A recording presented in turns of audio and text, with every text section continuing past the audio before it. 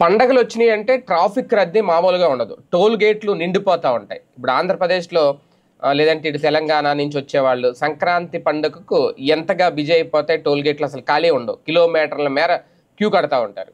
దీనికి కారణం ఏంటంటే కార్‌లో వెళ్ళి కార్‌లో వస్తే త్వరగా వచ్చేస్తాం. అదే ట్రైన్‌లో వెళ్తే అక్కడ లోకల్‌లో తిరగడానికి ఇబ్బందవుతది. కారుండదు. రైలు దిగి మళ్ళీ అక్కడి నుంచి వెళ్ళి ఇదంతా. అందుకని కారు ప్రయాణాలకు ఎక్కువ అలవాటు పడతా ఉంటారు.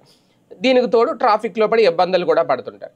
అయితే ఈ 2 సమస్యలకు చెక్ పెట్టడానికి, ఈ 2 సమస్యలను అధిగమించడానికి తాజాగా రైల్వే ఒక నిర్ణయం తీసుకుంది. ఆల్రెడీ దీన్ని కొన్ని చోట్ల ఆల్రెడీ అమలు చేసింది. ఎందుకంటే ఇప్పుడు గణేష్ ఉత్సవాలు జరుగుతున్న నేపథ్యంలో ఎక్కువగా కూడా అటు నార్త్‌లో అంటే కొంకన్ రైల్వే తీసుకున్న నిర్ణయం ఇది.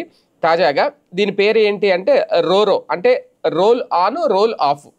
ఇది రైల్వే తాజాగా ప్రవేశపెట్టింది. దీని ద్వారా ఏంటి అంటే నేరుగా మన కారుని రైల్లోనే తీసుకెళ్ళిపోవచ్చు. కార్ని రైల్లో మనతో పాటు మన వెంట కారుని రైల్లో తీసుకెళ్ళిపోవచ్చు. దీంతో పాటు మనకి సెకండ్ ఏసీ ప్రయాణం కూడా ఇస్తారు. సెకండ్ ఏసీలో కూడా ప్రయాణించవచ్చు. ఇది తాజాగా కొంకన్ రైల్వే తీసుకున్న నిర్ణయం. గణేష్ ఉత్సవాలకు ముందు రహదారుల రద్దీని తగ్గించేందుకు ఓ వినూత్న రైల్వే సర్వీస్ అయితే తెరపేదకు వచ్చింది. అదే రోల్ ఆన్, రోల్ ఆఫ్. ఈ రైల్లో ప్రయాణికులు తమతో పాటు కారును తీసుకెళ్లొచ్చు. ఇప్పుడు తాజాగా మహారాష్ట్ర, గోవా మధ్య ఈ తొలి సర్వీస్ ఆల్రెడీ నడిపారు. ఈ ప్రయాణంలో 4 ప్రైవేట్ కార్లను సింధుదుర్గ్ జిల్లాలోని నందిగావ్లో, మరో కారును దక్షిణ గోవాలోని వెర్నాలో దించామని అధికారులు చెప్పుకొచ్చారు. ఈ సర్వీస్లో భాగంగా ఏసీ కోచ్లో సెకండ్ సీటింగ్ కూడా అందిస్తారు. ప్రయాణికుల కార్లను కూడా సురక్షితంగా ఉంచుతారు, ఎలాంటి ఇబ్బంది లేకుండా. అంటే వెనక మొత్తం ఒక ట్రక్కు లాంటిది పెట్టేశారు మొత్తం రైలు అంతా.